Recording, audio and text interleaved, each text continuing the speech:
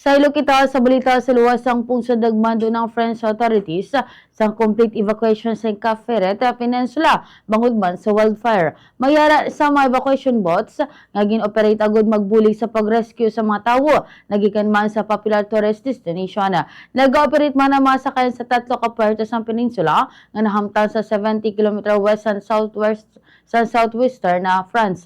Sa subong padayon pa ang lapnagon nga sunog sa France kag iban pa nga mga lugar sa Europa bangod sa tuman kainit sang panahon.